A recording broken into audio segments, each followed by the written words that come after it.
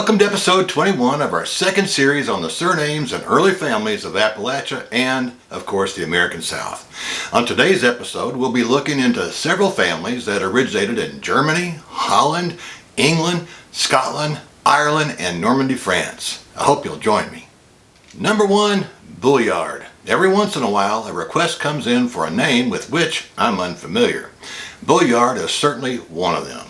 That spelling doesn't appear in any of the reliable European surname books that I have in my library. But the Dictionary of American Family Names speculates that it's an alternate form of Bullard. And looking at online and other published sources, it suggested that the name originated in Alsace-Lorraine region of France, where it appeared as Ballier, which identified a reddish brown-haired person. You might note that Alsace-Lorraine borders Germany and has been under German control at various times throughout European history. This is important because Heidelberg Township, where the surname first appears in American records, has a lot of Germanic influences in and around it. I believe that Bullard is an Americanized version of Ballier. I'm confident about that because other credible sources only show one person named Bullard living in Europe. On this side of the Atlantic, it seems Stephen Bullard, or Boulier, was the apparent patriarch of the family of Franco-Americans. Stephen Bullard was born in Heidelberg Township in Pennsylvania on May 11, 1760. He later married Barbara Neiffer in 1791 in Lehigh, Pennsylvania. They went on to have 8 young'uns, and the family spread out some and seemed to have done really well in West Virginia. You can read about the family in Sharon Bullard Smith's 2016 book titled Bullard Story, Ancestors and Descendants of Stephen Bullard. And I hope I'm pronouncing that correctly. Number 2, Hyatt or Hyatt. This linguistically English surname was given to a family that lived at or near a high gate. I appreciate this concept because when I lived in Scotland, my home was called Duncrub Lodge, a former gatehouse for the Rollo estate in Dunning, Scotland. Despite living in such a home in the bonny land, the surname Hyatt is not common there or in Ireland.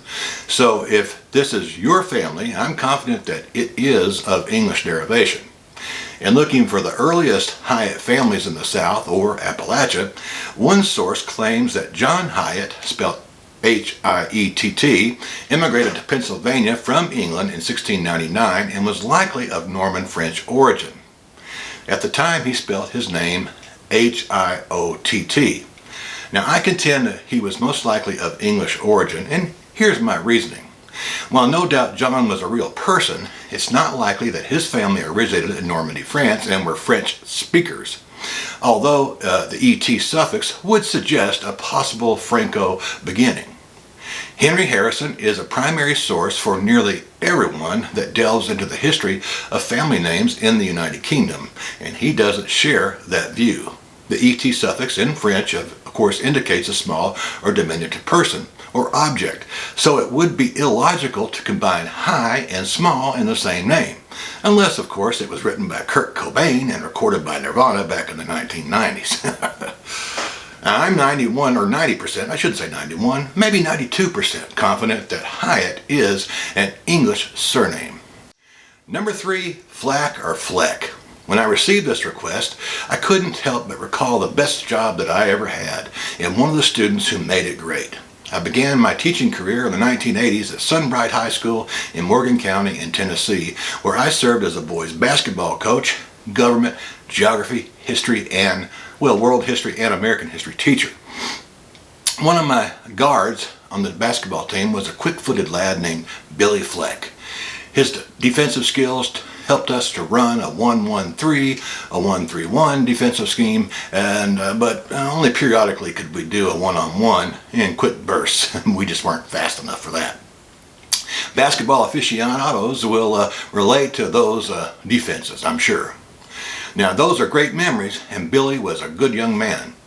In doing research on Billy's last name, Fleck, and Flack, I learned that while some Americans and Europeans use the two spellings interchangeably, they are actually two separate names. Fleck could be English with a German or Dutch origin. It was given to a person who dwelled on a flat place, while Fleck could be of English, German, or Viking origin. It was attached to a person with a disfiguring spot or mark. That's quite a bit different than living in a flat place. I suspect that it was a large invisible birthmark, kind of like good old Mikhail Gorbachev from Russia, or Soviet Union, if you remember him. And I don't recall Billy Fleck ever having anything like that at all. Of course, by the time his generation came around, he probably had very little genetic connection to those ancestors, with the possible exception of the Y chromosome. Interestingly, there are quite a few families of Germanic origin in Morgan County, Tennessee, where Sunbright's located. Now, I was able to find a family history managed by Lucas Walter that claims that Valentine Fleck, who was born in Germany before 1750, migrated to Huntington, Pennsylvania, not West Virginia, but Pennsylvania, at some point. He married a lady named Barbara, and they had 4 sons and 3 daughters. According to Ancestry.com, most of the families with either spelling were living in Pennsylvania in the 1840s. As my former basketball guard shows, families named Fleck made their way down the fertile valleys of the Appalachian backcountry, where they make a part of the human tapestry in the American South. Number 4, Yelverton. This Anglo-Saxon family originated in Norfolk and Devonshire, England.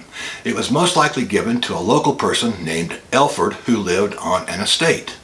The family name Yelverton doesn't show up in English records until about 1761, but that doesn't mean that it wasn't around decades before that date. Henry Harrison doesn't include it among the traditional names of the United Kingdom, so it wasn't a very common name in the 17th and 18th centuries. The earliest account of a person named Yelverton in America that I could find was of John Yelverton Sr. He was born in England in 1680, but he loaded up his cart and made his way to the coast and boarded a transatlantic ship and set sail for North Carolina, where he put down roots and raised a family, including a son named Junior. Number 5, Blount or Blunt. At some point, John Yelverton married a woman named Barbara Blount. Her paternal family produced William Blount, a signer of the U.S. Constitution and one of Tennessee's first United States senators, but unfortunately he bears the distinction of being one of the first elected officials to be removed from the federal government. And it was for treason, apparently. Despite being accused of treason, he went on to serve out the remaining years of his life in the state senate in Tennessee. Senator Blount was born in North Carolina in 1749. He died in Knoxville, Tennessee in 1800. The Blount surname originated as an Anglo-Norman family. The surname was an alternate form of blonde, as in fair-headed, like mine. Well, folks, that's about all I have for you today.